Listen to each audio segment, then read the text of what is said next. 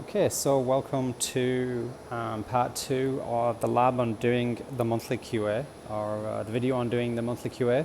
The equipment that we've got right here is what we're going to use to do the output of the machine and calculate the energy. We've got our ion chamber, which is a TG-142 ion chamber, but for the purpose of this measurement, we're not going to need that calibration factor.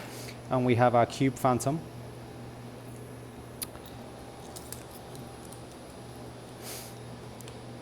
There we go. Okay. So we're going to leave the protective cap on. We're probably going to need a little bit of tape to stop this coming out because of the air pressure inside the cube is trying to push this out. So that's our ion chamber and our cube. This is going to be set to 100 SSD, 10 by 10 field to the top of the cube. And this measurement here is a 5 centimeters depth, so we're going to be measuring the output, and then when we want to measure the energy, we want to place it at a 10 centimeter depth, and that's going to be a case of flipping the cube 180 degrees. The other thing we're going to use today is an electrometer. I'm going to choose to use this electrometer today. It actually doesn't matter which of our electrometers you use. We have 2 of these, and we also have the Supermax electrometer. Any of those is fine. What we're going to use is 300 volts. So we're going to set this to 300 volts. So just to quickly go over how this works. This button here is to turn it on and off. It is safe to turn this on and off and have this disconnected as long as the voltage is off. So currently the voltage is off. And so it's safe for me to connect this. So I'm actually going to be using a cable through the wall, but just to show you how this connects, because the cable is exactly the same. It's this type of connector here. Just there's 2 little pins. You just make sure you line up the 2 notches with the 2 pins, push it, and then turn it clockwise to secure it. The other thing you'll notice is we've got the electrometer set to lock. When the electrometer is set to not lock, this little notch is going to be at the 9 o'clock position, the little white notch. And what that means is that this will be permanently zeroed. It won't be able to collect any charge at all. And again, it's actually a good idea to have it in the lock position whenever we're going to apply voltage. So if we want to apply plus 300 volts, we turn this to plus 100%, and I did that with it set to lock. So now there is 300 volts being applied to the ion chamber. I'm just going to disconnect it. So I'm going to set it back to 0. It's still locked. I'm going to disconnect this because, as I said earlier, we're not actually going to use the electrometer here. We're going to put the electrometer outside of the room, and we'll set up the Phantom. So to do this, I'm going to use the couch controls. So let me just flip this around and show you the couch controls real quick. Okay, so these are the couch controls. This one is going to allow me to move the couch up. Oh, I'm sorry, it is not. It's going to move it left and right. That one is up and down. So let's try it again.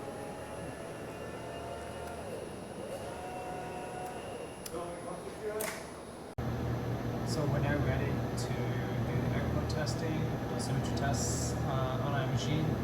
You see that we have the cube centered, the crosshairs are centered on the cube. Ion chamber is at 5 centimeters depth, and we've taped it to stop the ion chamber from pushing itself back. SSD has been set with the ODI to 100 centimeters, and so we are ready to go. We've got the ion chamber connected up to a cable through the wall, and the rest of this will be outside the room. Okay, so we are preparing to shoot our first beam. So 6 MV is loaded, 10 by 10 field size. We are going to shoot that, take the output on our electrometer, and then record that in our spreadsheet. Temperature and pressure are already in the spreadsheet, so we are good to go.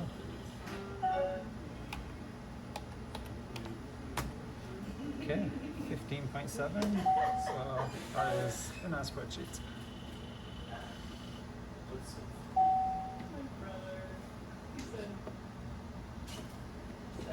Macy's dad is really like pasty white. And I was looking at pictures and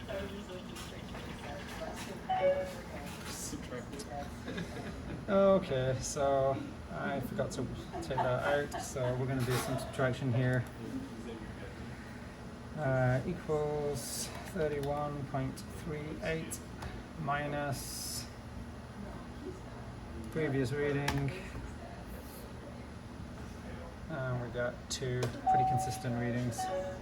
Okay, good. So that is how you measure the output of the machine.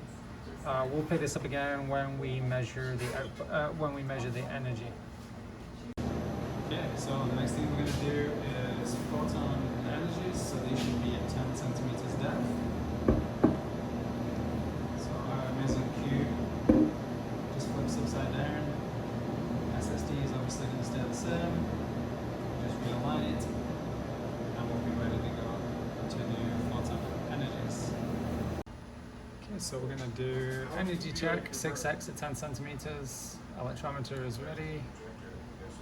A couple other things I got to do is fill in the MU2s that I forgot to fill in up here. So since we're shooting same energy at the same number of monitor units.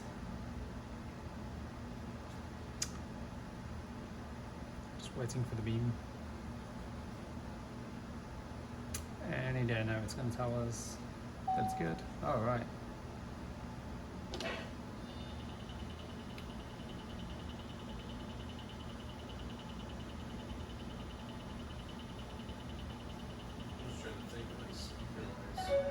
Okay, MU2 came out to be 100.1, and then for the reading I've got 11.81.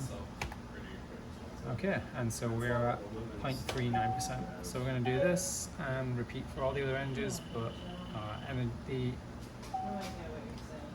but the depth is going to stay the same for all of these measurements.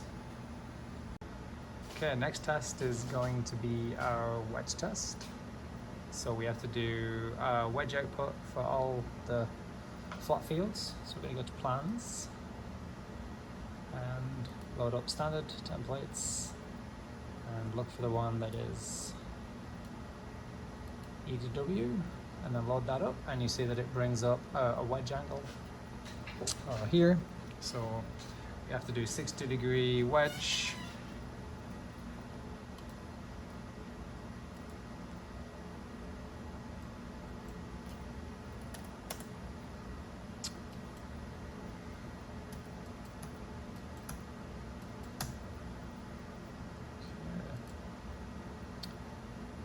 Bring up the yeah, can you bring up the MLC window as well while you get a chance? Oh, you got a collimator rotation. All right. So this little picture here is going to show you what happens when the wedge actually runs, and then we will record that in our spreadsheet when we get the output.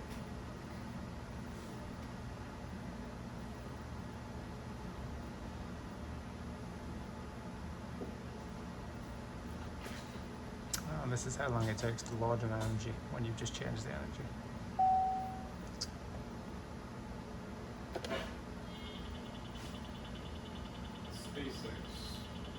Okay, you start to see the wedge scanning across the field. And that's our EDW field. Okay, so we got our reading. I'm going to put that in the spreadsheet, 7.79. Okay, let's send our Y2 back to 5.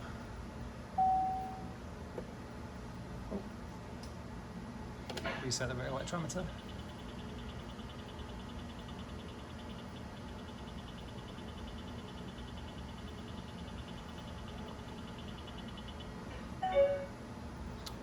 Okay, so this is going to go into our spreadsheet under wedged field 7.75,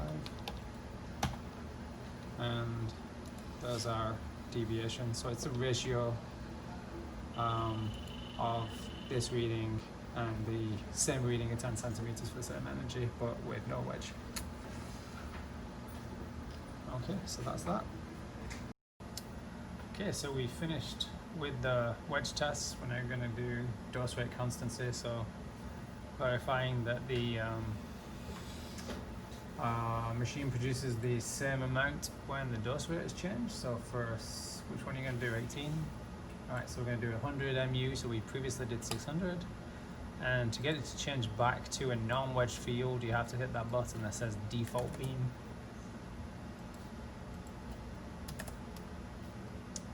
Set field size back again, and then it's messed up your dose rate again. Okay, so this is going to be our dose rate constancy reading. So we would expect to get the same output with 100 MU per minute as we do with 600 MU per minute.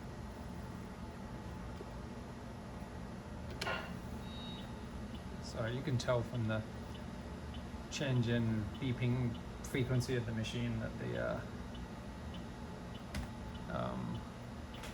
output for this is going a lot slower, so 6 times slower. So it just takes quite a lot longer to get this measurement.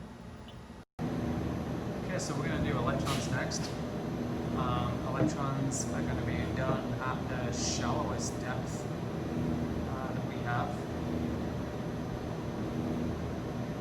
So that means taking the ion chamber out, placing it in the hole at D max, or, well, not really D max, but no 1.5. My temp is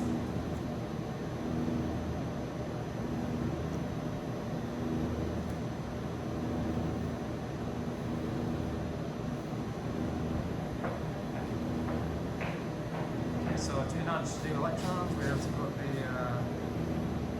the horseshoe attached to the machine. Then we're going to put on 10 by 10 cone, and then we're going to put in a 10 by 10 inset.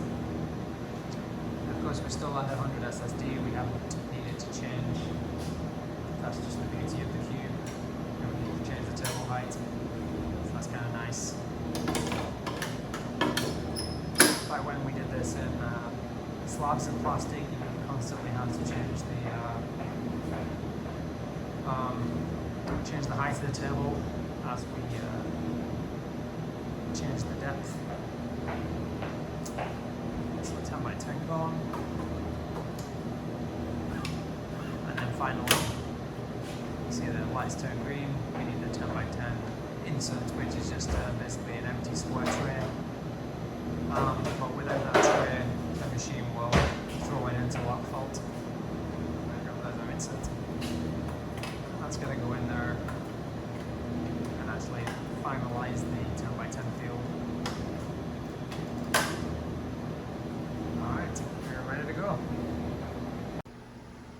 Okay, so we're going to do electrons at the highest dose rate that we have, which is 1000 MU per minute. And one thing that is kind of different about unique about electrons is that the field size is not what you set as the cone size. So you'll notice that the X and Y have changed to 22 by 22, even though we put in a 10 by 10 cone. That's fine. Don't try and change it. When the cone goes in, the machine automatically selects the correct field size, and it is energy dependent. So don't try and change that to 10 by 10. Yeah, I have the electrometer set to lock. Okay, so we're going to do this for 2 measurements for every photon energy at a depth of 1.5. Keep putting those in the spreadsheet. 19.15. And also put in our MU2 values. So we're going to do this for each energy, and then we'll have to do some more readings with electrons at different different depths so we can get our electron energies. Okay, so for electron energies, we finished electron outputs, everything's good. For electron energies, we need to do some depths deeper than Dmax. So the depths we're going to do are 2.5, 4, and 6 centimeters. In order to get 2.5, we're going to add a 4 cm slab on top of, the number 4 slab on top of the cube. To get 4 centimeters depth, we're going to put the 9 cm slab on, the number 9 slab on top of the cube. And then for 16 and 20, we're going to rotate to the 5 centimeter depth hole that we used for photon output. And then we're going to place the 4 centimeter slab on top of that. That's what it looks like for the 6E. Notice that we did not change the SSD, just put the number 4 slab on top, that's it. Place the number 4 slab with the number 9 slab. Again, no change in SSD, good to go. So this was the setup for the last 2 of our photon energies. We've got it set to 5 centimeters depth in the cube, then with the additional plastic slab on top. We're done with electron energies now. The most logical test to do now is gating, because that's going to include the cube at the same position, no plastic slab, no electron cone, and no shoot.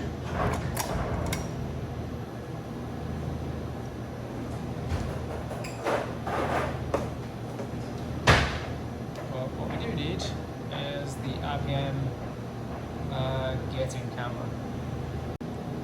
Okay, so this is the setup for the RPM gating system. We're going to use the patched together RPM block that's used on the TrueBeams, and this little phantom that comes with the machine. Yes, it's lovely. Runs on D-cell batteries if anyone cares. So for the RPM tests, we are going to run some plans that are in our machine QA mode. Those plans are stored on a network drive.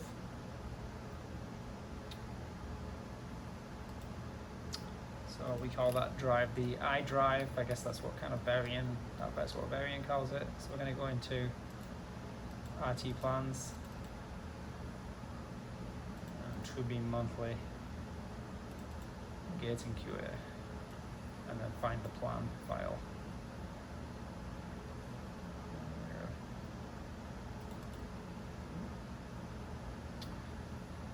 Okay, so when we load up a gated plan, it tells us that we have Varian motion management, and so that was what we needed in order to actually get the machine to be gated, to turn on and off with the reflector block. You can't do that in service mode. Okay, and then on the other screen over here, for this test, we're going to use amplitude gating. And then we're going to take a look to see where our reflector box is. Okay, so it's learning the patient's breathing. Our patient has very reproducible breathing, so it shouldn't really have any trouble doing that. Although it does take a second because the patient's breathing is very slow. Once we've done that, we are going to put in gating thresholds. So those 2 numbers that are currently orange, I'm going to put those in so that the beam is on probably about 80% of the time.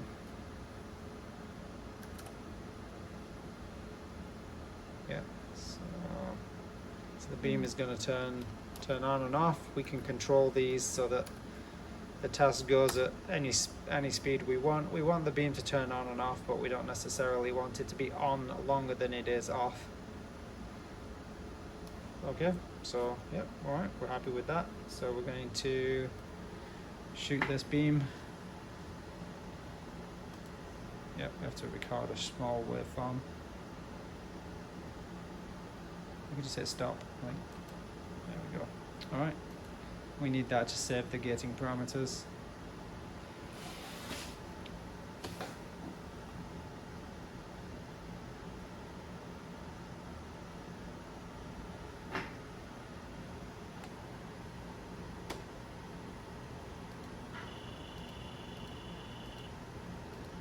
So we just have to override the couch position because our couch is not in the position that it was planned to be in. That's okay, we can just override it for these tests.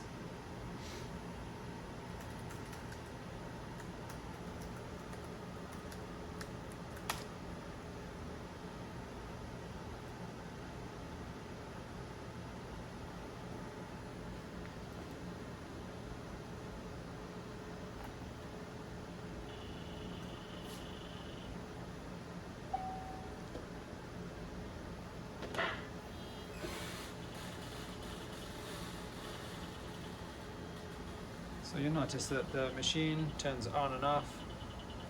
It turns on only when the gating window is highlighted yellow, and it's off the rest of the time. So we're delivering 300 monitor units in this test, and so far we're about halfway there, which is why we want to kind of optimize that gating window so that it's on more time than it's off. Okay, so we're going to shoot these, and then once this is done, we are going to shoot the non-gated version of this beam and take the ratio of the readings. Okay, so we completed all of the measurements with the beam gated. These plans all run 300 monitor units, so now we have an additional plan which is TB static, TrueBeam static, and this one does not have gating, so it should be a bit quicker, and we'll then be able to compare the with and without gating with the same field size and the same monitor units and stuff like that. Okay, so we're pretty much done with the gating test for today. We have done the gating test number 1, which is for amplitude-based gating. Test number 2 is temporal accuracy of gating, and that requires an additional phantom, the quasar phantom. So we've done that one earlier.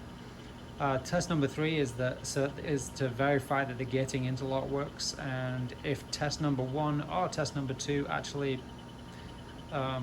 goes as planned, then the beam will turn on and off as it's supposed to, and therefore that test is kind of automatically passing. We have an in-room monitor system, which is a set of headset that the patient uses. That system is verified to be working. In fact, the therapists pretty much use it on a day-to-day basis now. And yeah, that's it. So yeah, pretty much finished for today.